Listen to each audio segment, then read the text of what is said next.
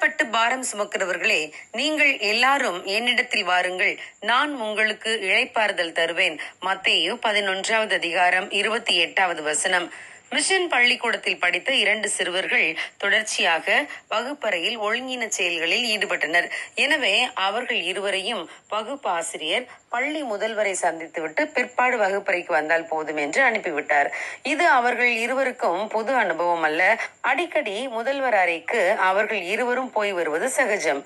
இந்த சிறுவர்கள் இருவருக்கும் தேவன் கண்டிப்பாக தேவை என்று அறிந்து கொண்ட முதல்வர் இருவரில் ஒரு மாணவனை தன் அறைக்குள் வரும்படி சொன்னார். அவன் உள்ளே வந்தபோது தரையிலே உட்கார வைக்கப்பட்டான். முதல்வர் அவனிடம், நான் உன்னிடம் ஒரு கேள்வி கேட்பேன், உள்ளபடி பதில் சொல்ல வேண்டும் என்றார். மாணவனும் சரி என்று தலையசைத்தான். வேர் இஸ் காட் என்று கேட்டார். இந்த கேள்வியை முதல்வர் கேட்டதும் சிறுவன் மிகவும் பயந்து போனான். அந்த கேள்விக்கு என்ன பதில் சொல்வது என்று தெரியவில்லை. அமைதியாக உட்கார்ந்திருந்தான். முகத்தில் பயத்தினால் ஏற்பட்ட பீதி நன்றாக தெரிந்தது.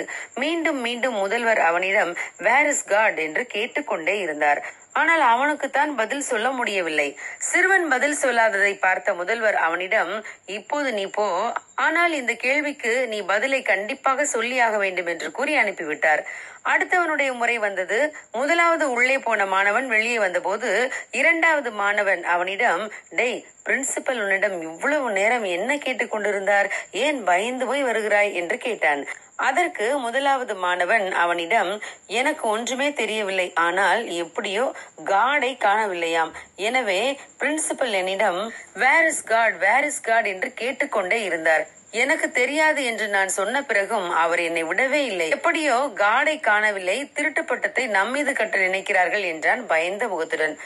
ஆம் பிரியமானவர்களே, இது சற்று வேடிக்கையாக இருந்தாலும் இதை போலவே நாமும் அநேகந்தரம் தேவன் நம்மிடம் சொல்ல வருவதை சரிவர விளங்கிக் கொள்வதில்லை. அதற்கு காரணம் நம்மிடம் உள்ள குற்ற மனசாட்சியும் அறிக்கை பண்ணப்படாத பாவங்களும் தான். நாம் ஒன்றை அறிந்து கொள்ள வேண்டும். நாம் அமர்ந்திருந்து தேவன் நம்மோடு பேசுவதை தெளிவாக கவனிக்க வேண்டும். அவர் நம்மை மிகவும் நேசிக்கிறார். எத்தனை நாட்கள் குற்ற மனசாட்சியுடனும் பாவம் நிறைந்த இதயத்துடனும் வாழப்போகிறோம்? அதற்கு பதில் நாம் தேவனிடம் வந்து நம் பாவங்களை அறிக்கையிட்டால் அவர் நம்மை மன்னித்து சொந்த பிள்ளையாக ஏற்றுக்கொள்வார். இயேசுவின் சீஷர்களில் ஒருவரான பேதுரு இயேசு கிறிஸ்து காட்டிக் கொடுக்கப்பட்ட போது ஒரு வேலைக்காரியிடம் இயேசுவை எனக்கு தெரியாது என்று அவரை சபிக்கவும் சத்தியம் பண்ணவும் ஆரம்பித்தார். பேதுரு இயேசு கிறிஸ்துவை 3 முறை மறுதலித்த பின்பு இயேசு பேதுருவை திரும்பி பார்த்தார். இயேசுவின் அந்த பார்வைக்கு என்ன அர்த்தம் என்று பேதுரு உடனடியாக புரிந்து கொண்டார். போய் மனம் கசந்து அழுதார். தேவனிடம் மன்னிப்பை பெற்றுக் கொண்டார். அதற்கு பின்பு பேதுரு இயேசுவை குறித்து ஜனங்களிடம் பகிரங்கமாக அறிக்கையிட்டார்.